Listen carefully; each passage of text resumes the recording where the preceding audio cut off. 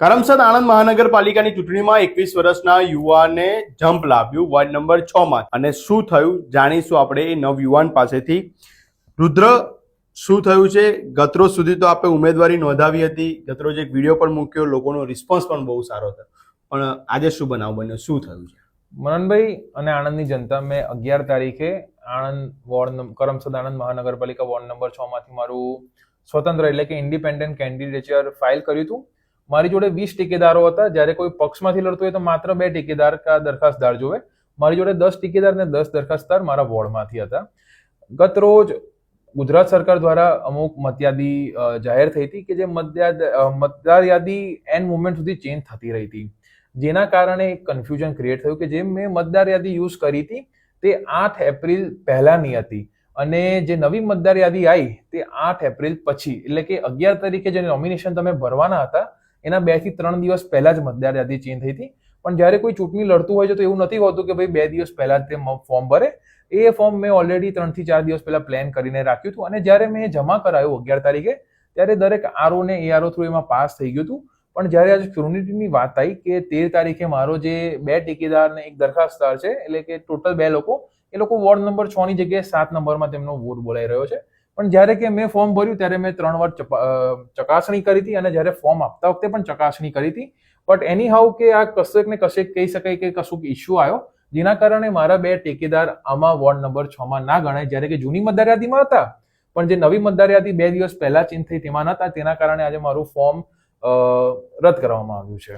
તો રુદ્ર, હવે ફોર્મ રદ થઈ ગયું, એક વિચાર હતો કે રાજનીતિમાં આવવું છે, કંઈક કરવું છે, તો હવે મનનભાઈ એક અંદરની વાત કહેવા માંગુ કે જ્યારે હું સ્કૂલમાં હતો, કે મારી ઉંમર આજે 21 વર્ષ છે, જ્યારે હું 15 વર્ષનો હતો ને ત્યારે આમાં મારા સ્કૂલના લોકો ઘણા જોતા હશે, મારા સમાજના લોકો જોતા હશે।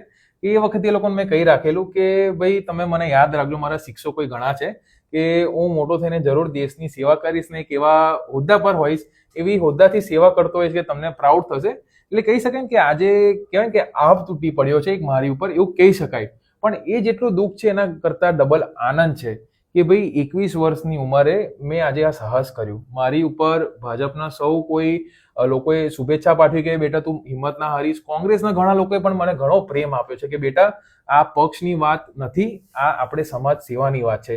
એટલે મને કહેવાય ને કે દરેક લોકોએ પોતાના દીકરાની જેમ પ્રેમ કર્યો છે, મારી જનતાએ પ્રેમ કર્યો છે। એટલે કશેક ને કશેક આનો દુઃખ તો ઘણું છે મને, પણ દુઃખ છે એના કરતા સામે ડબલ મને આનંદ પણ છે કે હવે આવનારા જે 5 વર્ષ છે તે 5 વર્ષ હું મારી જનતા વચ્ચે પૂરા સમર્પણ કરીશ અને મારી કરમસદ આણંદ મહાનગરપાલિકાના વોર્ડ નંબર 6 નહીં 13 વોર્ડમાં કશે પણ કશું ઇસ્યુ આવે તો રુદ્ર ઠક્કર તમારા માટે હંમેશા હાજર રહેશે। કયા પ્રકારથી તમે જનતાની વચ્ચે હવે હાજર રહેશો? હવે આપણે જેવી રીતના જોઈએ છે કે ભાઈ સરકાર હવે ટૂંક જ સમયમાં બની જવાની છે કે પૂરે ગુજરાતમાં હવે એવો જ માહોલ છે કે ભાઈ એક તરફી વાતાવરણ છે અને કશેક ને કશેક કોઈ પણ સરકાર હોય તેની સામે વિપક્ષનું હોવું બહુ જરૂરી છે। એકલી સરકાર બહુમતીમાં હોય તો પણ સમાજને નુકસાન કરે અને એકલું વિપક્ષ હોય તો પણ સમાજને નુકસાન કરે। સમાજમાં બેલેન્સ હોવું ઘણું જરૂરી છે। એટલે આપણે ભલે સરકાર રહે તેને પૂરેપૂરો સાથ સમર્થન તેમના સારા કામો માટે આપ્યો તો, આપતા છે અને આપતા રહીશું। પણ એવું તો હોતું નથી કે દરેક માણસ સર્વશ્રેષ્ઠ હોય છે।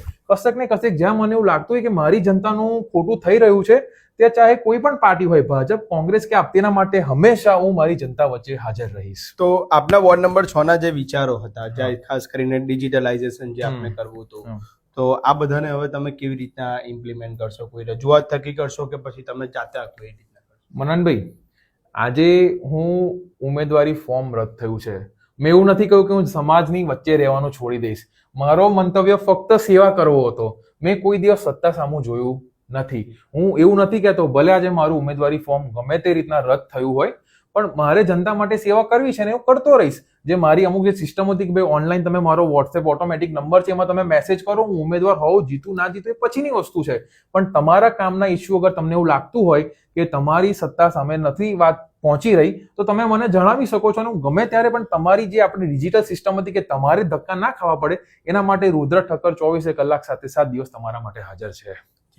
તો આ હતા આપણી સાથે રુદ્ર ઠક્કર કે જેમણે વોર્ડ નંબર 6 કરમસદ આણંદ મહાનગરપાલિકાની ચૂંટણીમાં જંપ લાવ્યું હતું, પરંતુ કોઈક કારણોસર તેમનું ઉમેદવારી પત્ર છે તે રદ થયું અને તેમનું જે સપનું હતું કે મારે જનતા માટે લડવું છે તે ક્યાંક અત્યારે અધૂરું રહ્યું. પરંતુ તે અધૂરું સપના સાથે પણ મક્કમતા તેમની હજુ અડગ છે કે આજ નહીં તો કાલ બસ હું જનતાની સેવા કરવા માટે આવ્યો હતો, મારે જનતાની સેવા કરી. સતત અપડેટ માટે અર્બન ગુજરાત સાથે જોડાયા છો. કેમેરામેન અક્ષિત પટેલ સાથે હું છું આપનો મિત્ર મનન ઇંગોર, અર્બન ગુજરાત.